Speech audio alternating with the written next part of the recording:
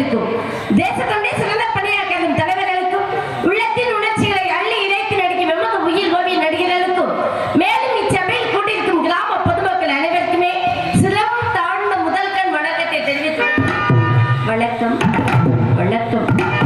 யார் எத்தொழிலை செய்தாலும் குற்றமல்ல செய்வது என்பது எளிதல்ல. சலதானே விழும் நீரும் சாகரம் தன்னை சேர்ந்தால் குலமொன்றை கொள்வதனால் குறைகள் வெல்பதுண்டோ புலவர தொழில் சபையில் புன்கவியாளர் சேர்ந்தால் நலமொன்றை கொள்வதனால் நவிழ்வது பெரிய குற்றம். சலதானிலிருந்து வெளிவரக்கூடிய அசுத்தமான நீரானது சாகரம் என்று சொல்லக்கூடிய சமுத்திரத்தின் இடத்தை போய் கலக்கும் பொழுது அது தன் இனம் என்று உறவினர் என்று ஏற்றுக்கொள்கிறே தவிர விட்டு விடுவதில்லை. அதுபோல பெரியவர்களாகி உங்களிடத்தில் சிறையை விதித்து வந்துள்ள இந்த புதிய பதவிக்கு சொற்குற்றம் பொறுக்குற்றம் அபிநய குற்றம் என்னவித குற்றம் தென்படினும் குற்றம் என்பதை நீக்கி குணம் என்பதை கைகொண்டு என்னையும் என்னை சார்ந்தவரையும் மண்புடன் நறுவணிக்குமாறு கேட்டுக்கொள்கிறேன். பெரியவர்களிடம் ஆசீர்வாதம் ஆகிவிட்டாலும் எத்தொழில் செய்தாலும் எம்குலப்பெருமான் முருகப்பெருமானை வணங்க வேண்டும். அவனின் நல்லாசை பெற வேண்டும்.